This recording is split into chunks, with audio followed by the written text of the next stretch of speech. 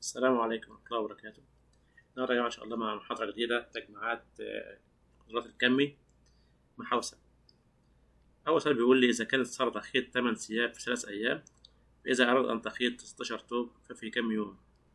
طبعا بقول هنا يا جماعة 8 أثواب مثلا في 3 أيام، هنا الأيام وهنا الثوب، هنا برضه 16 ثوب أهو، في كم يوم يا جماعة سين؟ في ناس بتغلط في الحكاية دي، لازم تعرف الفرق بين التناسب الطردي والعكسي. هنا يا جماعة هل هو طردي ولا عكسي؟ لما بتزيد مثلا الأيام هل التوب بيزيد أكتر، عدد بيزيد أكتر ولا لأ، ولا بينقص؟ بيزيد، إذا هو طردي، إذا هو أضرب ضرب إيه؟ تبادلي يا جماعة. إيه تبادلي؟ يبقى س هتساوي س في الحالة هتساوي 16 ضرب 3 وأقسم على ده معاها يا جماعة اللي هو 8. اختصر ده مع ده، فالاتنين في 3 بكام؟ ب6 أيام. برضه ممكن تجيبها بذهني مرة واحدة، العدد هنا 3 معاها إيه؟ معاها 8، يبقى 6 16 الضعف على طول، ضرب في الاتنين الطرفين يعني.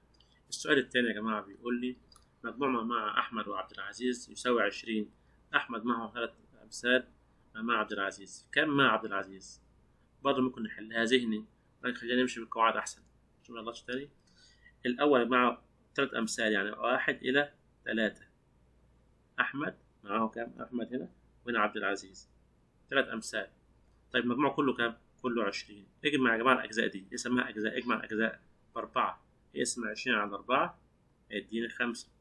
5 ضرب 1 جبت نصيب أحمد، 5 ضرب 3 جبت نصيب مين؟ عبد العزيز. تمام كده يا شباب؟ أقول لك إن هو كم ما مع عبد العزيز اللي هو 3 يا جماعة؟ 15 طبعا، 15. تلاحظ كده الحالة التانية موجود برضه 5 موجودة، لو غلطت في الحاجة هتلاقي الحل موجود برضه بالغلط يا جماعة. فننتبه بس شوف إيه المطلوب بالظبط. السؤال التالت بيقول لي عمر سيف 67 وعمر أخوه ياسر 32، بعد كم سنة يصبح عمر سيف مثلي عمر ياسر؟ طبعا اللي فاهم محتاج يا شباب كلمة مثلي اللي هو الضعف، يعني مثلي معناها إيه؟ لازم العدد يقبل بالاسم على 2، خلي بالك. طب نجرب كده. 4 زائد 67 مثلا، نجرب 4 زائد 67 هيديني 71، ما يقبلش اسم على 2، لا تكبر القسمة ما ينفعش. طيب هنا 2 67 برضه يا جماعة ادينا 69، لا تكبر. 63 بديني 70، نجرب 70. طيب وياسر أصبح كام؟ أصبح 35 يا جماعة، طبعا دي ضعف دي فعلا، اختار 3. 3 س زائد 4 ص بتساوي 7، إذا كانت اوجد س في ص بكام؟ س في ص بتساوي كام يا جماعة؟ لاحظ عندنا 3 بس لوحدها زائد 4 لحالها بتساوي 7، لازم س تساوي كام يا جماعة؟ 1 وص تساوي 1، مفيش غير كده حل غير كده خالص، إذا س في ص بتساوي 1. رقم 5، قارن بين يا شباب، قارن بين، نركز في الأصفار ما نتسرع في الحل. قول لي هنا مثلا يا جماعة كام؟ ده خلي بالك 400,000 مش 4000. 400,000 ده 40 كيلو جرام، حول دي للكيلو جرام أقسم على مين؟ يا إما أحول ده أو ده براحتك، أقسم على 1000، أو إن أنا أحول ده لجرام وأضرب في 1000. لما ترى يا جماعة 3 صفار مع بعضها، صفارة ده 1 2 3 مع هذا هنا يا جماعة أصبح كام؟ 400 كيلو جرام، ده 40 كيلو جرام بس، يبقى اختار ألف، ألف أكبر. سيارة ثمنها 90,000 ريال، إذا انخفض سعرها في السنة الأولى بنسبة تلت، يعني إيه يا شباب؟ يعني تلت راح انخفض، أصبح هي سعرها بالتلتين. طب كم التلتين؟ 90,000. تلتين 90 يا جماعة بشكل عام 90,000 هيديني 60,000، دي السنة الأولى. طب السنة بعدها انخفض ربع سعرها الحالي اللي هو الحالي ده 60,000 يا جماعة، 60,000 انخفض إلى كام؟ انخفض ربعها، إذا اللي باقي كام؟ اللي باقي 3/4. 3/4 60 يا جماعة، ممكن أقول له كده 3/4 أضرب في 60,000، 60 كمان 3 أصفار يا جماعة بعدها اسم 4، فطبعا في 15 في 3 ب45,000. سؤال 7. عندك تدريج بالغلط بس. الفرق بين عدد وجذره التربيعي يساوي 72، فما هو هذا العدد؟ نجرب. يلا يا جماعة خلي بالك فرق 72 لازم يكون فرق رقم كبير أصلا، ما ينفعش 9 خالص، أنت 9 صغيرة، 9 ناقص 3 ب6. طيب شوف كده 81، 81 جذر التربيع يا شباب 9، اطرحهم من بعض يدينا 72، إذا هي الحل الصح. وزعت جائزة على 3 أشخاص بنسبة الأول إلى الثاني 3 إلى 4 والثالث إلى الثاني 1 إلى 2. بعمل يا جماعة طريقة حرف ال N، الأول الثاني الثالث. خلي بالك الأول الثاني الثالث أول، الأول 3 والثاني كام؟ 4. طيب قال لي كمان الثالث إلى الثاني 1 إلى 2، حطها زي هنا تحت، يعني خط تحت 1 هنا يا جماعة وهنا 2. تمام. واضرب يا جماعة في حرف ال N، حرف ال N اللي هو عامل كده عشان بالنظام كده. يلا 1 في 4 ب4، 2 في 8 في 4 ب8، 3 في 2 ب6. نقسم 6 إلى 8 إلى 4 يا جماعة، اختصرها اقسم كله على كام؟ اقسم كله على 2، يبقى 3 إلى 4 إلى 2. طيب حط صفر بس، صفرين صفرين صفرين، يبقى 300 400 إلى إيه؟ إلى 200 اللي هي رقم بقى. إن شاء الله نكون فاهمين إجابتها يا شباب. اللي بعده بيقول لك إذا كان ألف باء يساوي 33 سنتي، ركز في الكلام. إذا كان ألف باء ده يا جماعة 3 سنتي أهون، إذا ده كمان 3 سنتي، إذا ده كمان 3 سنتي. قال لي شرط بقى ج 3 أمثال ج د، بقى ج أهو 3 أمثال يا جماعة ده. إذا ده كام؟ ده 3 أمثال ده، أضرب في 3 إذا ده 9، يبقى كله على بعضه 12. مطلوب إيه؟ مساحة المستطيل، الطول في العرض، 3 ضرب 12 ب36. أوجد قيمة س. تلاحظ كده زاوية متقابلة بالرأس تكون متساوية يا شباب. لما نطير س مع س، هنا س 2 هيبقى س واحدة مع س دي، واحذف 80 مع 100 يدينا هنا كام؟ 20. أصبح س وهنا يساوي كام؟ 20. أوجد الكسر المختلف. نجيب كل كسر لحاله كده ونشوف يطلع بكام. الكسر الأول مثلا 1 من 3، 1 على 3. الكسر الثاني برضه يا جماعة ده جزء من 3 أجزاء، برضه 1 برضه من 3، ده ما يساويش نص، لا ده تلت. طب هنا 1 2 3 من كام كله؟ 3 يا جماعة، من 9. اختصرها برضه 1 على 3. كل ده يا جماعة تساوي، يعني ممكن اخد دي من غير ما افكر، بس برضه نحسبها كده مع بعض. شوف المظلة كام؟ 1 2 3 4 5 6 7. 7 من كام كله يا شباب؟ 1 2 3 4 يبقى 16 من 16. ده الوحيد المختلف، اختاره يا جماعة، اختار عندي ده. السؤال اللي بعد كده بيقول لك في عام 1420 كان عمر سعاد 12 عام، فكم عمرها بعد في عام 1420 44 معلش 44. الفرق بينهم بس 20 سنة. أزود بس يا جماعة دي 20 على 12 ب2 وإيه و30. سؤال رقم 12 بيقول لي قارن في المرة، مقارنة إن شاء الله تكون سهلة.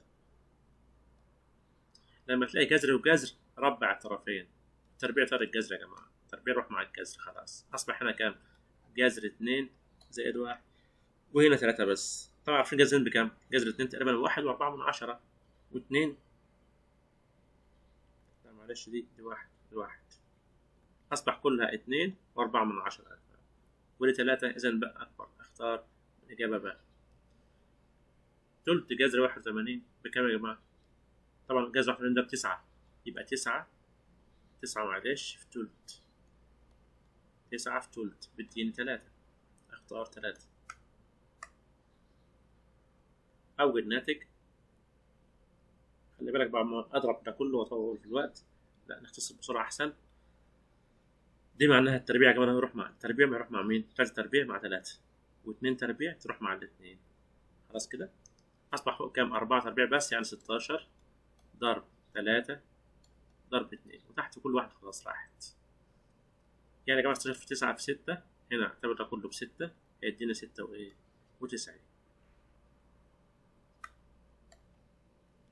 مجموع المحاصيل 600، فكم عددها بدون العنب؟ يعني كام في المية؟ عنب يساوي 10%. أحسب يا جماعة 10% من 600 أو الباقي. الباقي يا جماعة لو خلي بالك 10% يبقى المفروض تقول له إيه 90 مثلا، الباقي 90%، في المية يعني على 100 من 600 يا جماعة. طير الصفرين مع الصفرين خلاص.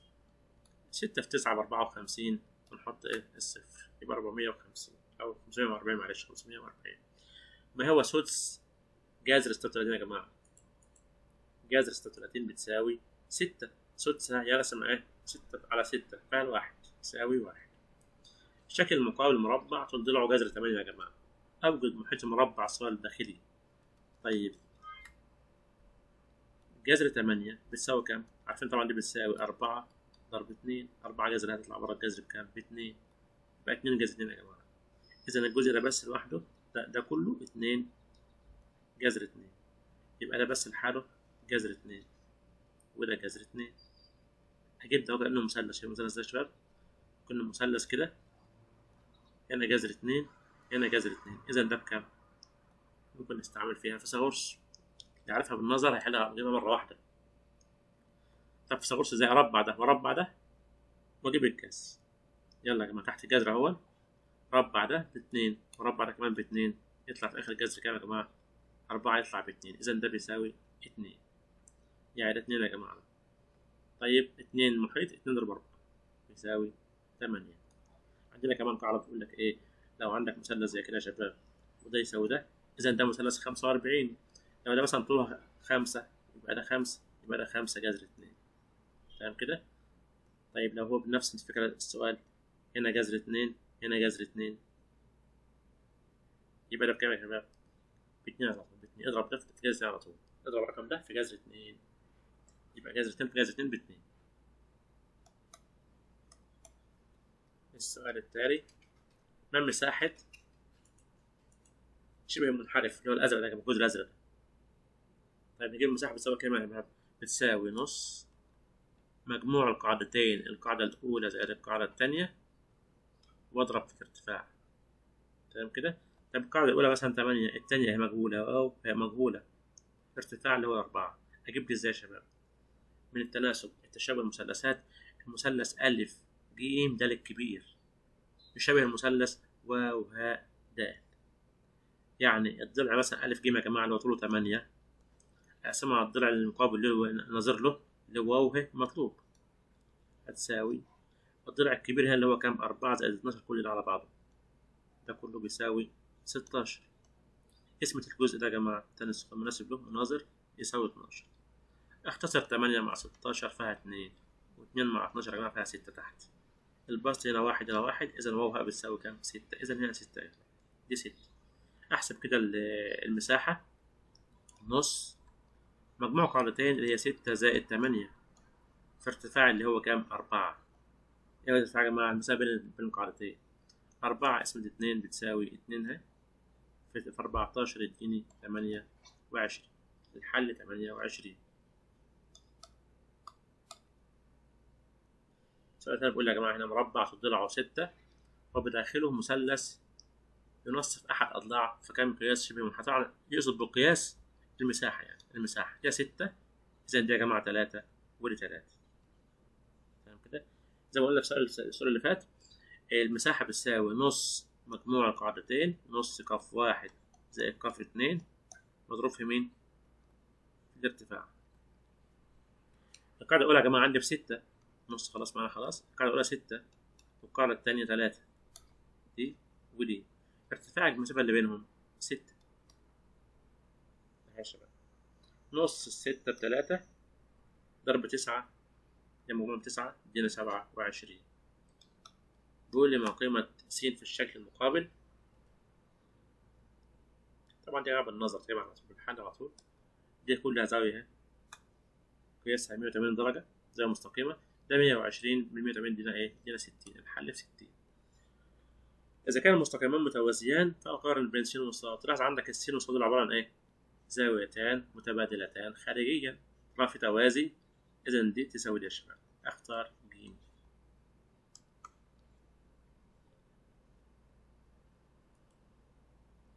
سؤال 22 برضه مقارنة. قارن بين يا جماعة قلت قبل كده لما تلاقي جذر وجذر ربع الطرفين. ربع هنا وربع هنا يا جماعة. تربيع جذر 2 ب2 تربيع 3 ب6 ب9 معلش أنا آسف 9 18. تربيع جذر 6 يا جماعة ب3 تربيع الاتنين ب4 يعني هيساوي 12. إذا ألف أكبر أختار إيه؟ أختار ألف. سؤال 23.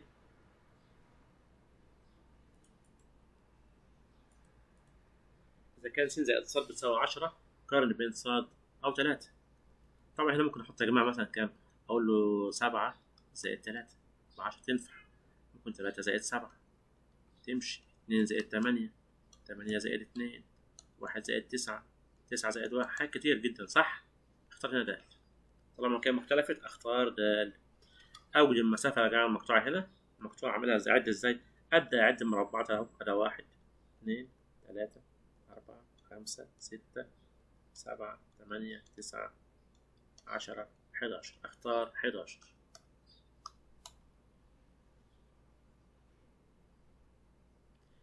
إذا كان النسب بين أعضاء المثلث 2 إلى 2 إلى 3 فإنه إيه؟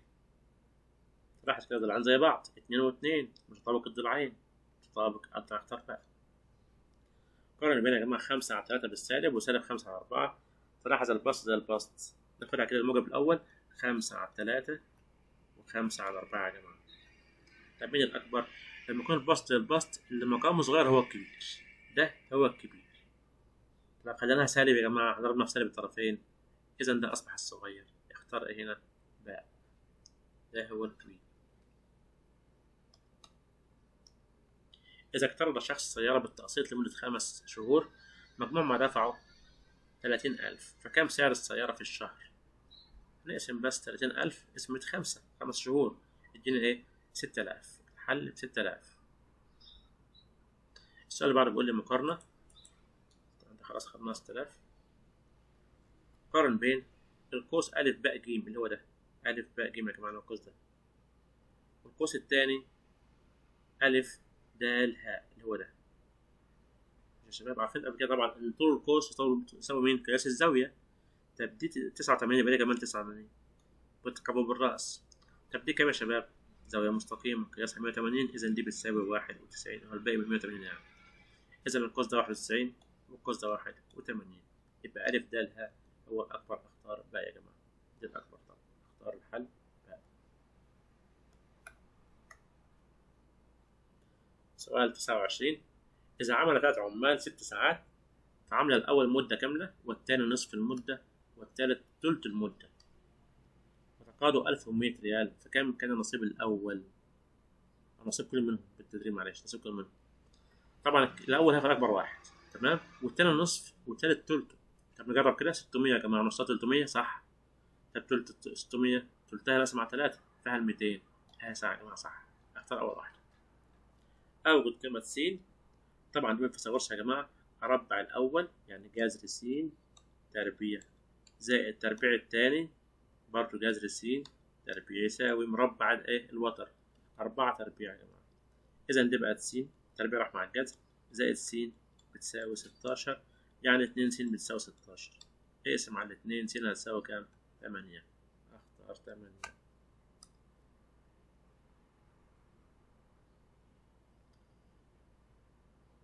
س تكعيب بيساوي 343. أوجد قيمة س. قلنا قبل كده يا جماعة يا ريت نحفظ مربعات الأعداد ومكعبات الأعداد. يعني ده سؤال لو أنت حافظ الحل، مربعات الأعداد هتجيبها بالنظر مرة واحدة على طول، ومكعبات الأعداد لو مش حافظ هتقعد تحسب. طب أحسب دي إزاي يا شباب؟ طبعا 3 4 3 ده أحاول أقسمها على كام؟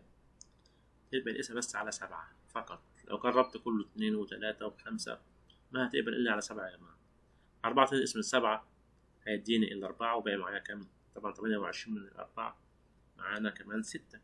نحط هنا بقى 63 63.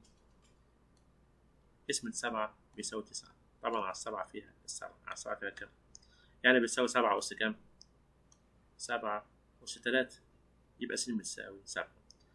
طب لو أنا حافظ الحاجات دي تعرف إن مكعب العدد 7 تكعيب بتساوي 3 4 3. سهلة يعني 3 4 يا جماعة دي. ماشي. السؤال التالي قارن بين، بيقول لي لا مش معلش مقارنة. 6 خراف وزنهم 420 ص تمثل المتوسط. طيب قارن بين يا جماعة ص و65. أجيب ص المتوسط، أجيب المتوسط إزاي؟ المجموع اللي هو كله 420 مجموع الأوزان على عددهم اللي هو 3 لا معلش 6 أنا آسف 6 خراف. 6 خراف أقسم على 6 يا جماعة. 42 على 6 فيها السبعة ونحط الصفر يبقى 70 يا جماعة. هنا 70 وهنا 65، يبقى اختار ايه؟ ألف. ألف أكبر. السؤال اللي بعده، 5 أمثال عدد مطروح منه 10 يساوي العدد مضاف إليه كام؟ 2. هنا التجريب، تحل بالتجريب أسهل. يلا كل يا جماعة 5 أمثال عدد، نجرب كده. 1، 5 في 1 ب5. طيب طرح 10 بسالب 15، سالب 5 على سالب 5. طب هل ده هيساوي، هل يا جماعة يساوي العدد نفسه اللي هو 1 مضروب إليه 2 يعني 3؟ لا طبعا ما ينفعش، ده ما ينفعش. طب جرب كده الاتنين. 2 في 5 ب10 ناقص 10 بيديني صفر. هل هيساوي العدد اللي هو 2 مضاف إلى 2 ب4؟ طبعا ما ينفعش، ده صفر لكن ده 4. نجرب كده 3 مع بعض. 3 ضرب 5 لأن 5 أمثال يدينا 15، طرح 10 يديني 5. طب العدد اللي هو 3 مضاف إليه 2 يساوي برضه 5 يا جماعة. إذا هي الحل الصح. أوجد الحد الخامس. طبعا ده يا جماعة 4 حدود، 9 17 على 2 8 15 على 2. اللي بعده كام؟ تلاحظ ده كام يا جماعة؟ ده بيساوي كام؟ 17 على 2 صح، فيها 8 ونص. 8 ونص 8. طب وده 7 ونص. يبقى اللي بعده كام على طول؟ طبيعي 7. كل مرة بتقل نص يا جماعة، بتقل نص كل مرة.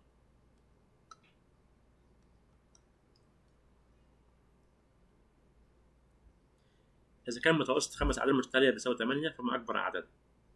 لو قال لك متتالية في الكلام، متتالية، أعرف إن المتوسط الحسابي هو نفسه الوسيط. طب مين هو الوسيط؟ اللي في النص بعد الترتيب. يبقى 8 يا جماعة هو اللي في النص. طب هما 5 أعداد، يبقى قبله 2 بعده 2. اللي قبله مش هيهمنيش في حاجة، يهمني اللي بعده 9 و10. الكبير فيهم كام؟ 10. أختار 10. أوجد قيمة س. طبعا دي تجاوب الرأس بتساوي 40، ودي بتساوي 60 صح، ودي بتساوي س. اجمع 40 و60 100، يبقى دي كام؟ 8. اختار س بتساوي 8.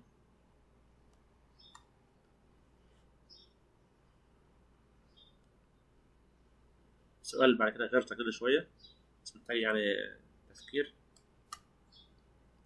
بيقول لي س زائد ص كل تربيع بتساوي 9. تم قيمة س تربيع زائد التربيع يا جماعة. هجيبها زي دي. طب هنا نجرب نجيب مع بعض، نجيب الجذر للطرفين. هات الجذر هنا وجذر هنا، يبقى س زائد ص بس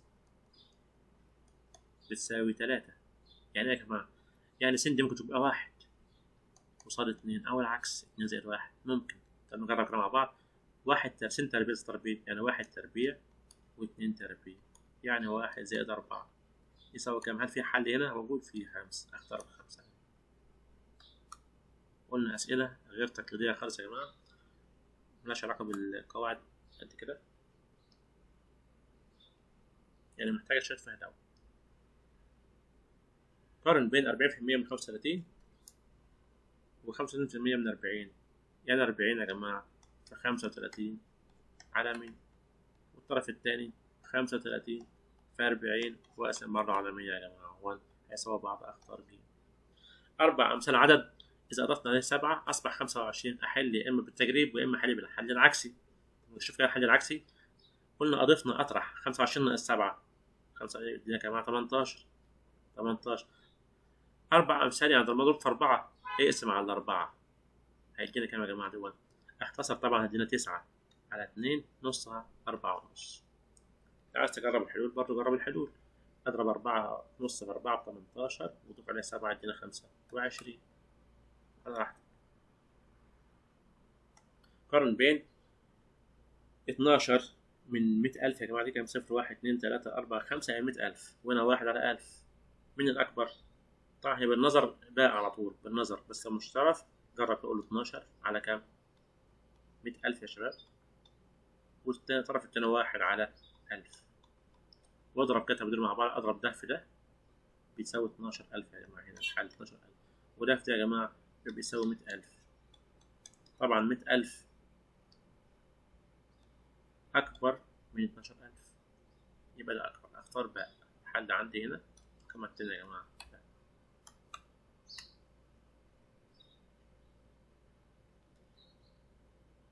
أول الحد التاريخي المتتابعة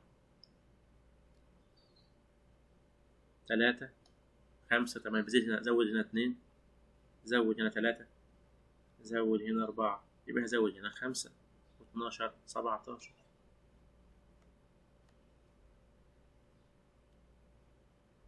إذا كان أقرب الساعة يشير الساعة الثالثة فإنه بعد 50 ساعة يشير كام يا جماعة؟ نعمل إيه يا جماعة هنا؟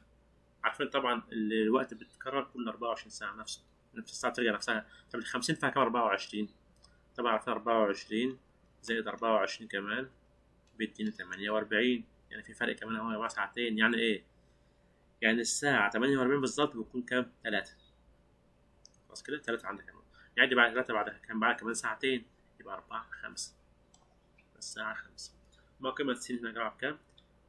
طبعا دي زاوية خارجية 70، دي كلها 180، إذا دي 110. دي 140، إذا دي يا جماعة كام؟ 40. اجمع مع بعض ب 150 اطرح 180 ناقص ال 150 هيديني 30، يبقى س بتساوي كام؟ 30. اختار كده اللي بعده. سعر قلم 110 ريال وسعر خاتم 170 ريال، فقارن بين سعر القلم بعد تخفيض 10% وسعر الخاتم بعد تخفيض 40% يا جماعة. يعني إيه؟ طب خفضنا 10%، إذا ده سعر، ده كام في المية يا جماعة؟ ده 90%، مش السعر الأصلي، نقصنا 100%، 10%، ده 90. 90% من العدد ده بيساوي كام؟ 110. بس 90% 110 على 100. صفرين مع صفرين يا جماعة هما 9 في 11 ب99. يبقى سعره بعد التخفيض أهو سعر القلم 10%. طب وسعر الخاتم خفضنا 40%، إذا ده سعره كام؟ ده 40% يا جماعة. 40% 170 على كام؟ على 100. أما اختصر مع بعض 4 في 17 هيدينا كام؟ 4. لا مش 40، معلش أنا آسف، خفضنا 40 يبقى ده 60. 6 في 7 42، و6 في 1 بإيه؟ 6، والأربعة كمان يدينا 10. 102. إذا ده يا جماعة إيه؟ سعر الخاتم أكتر.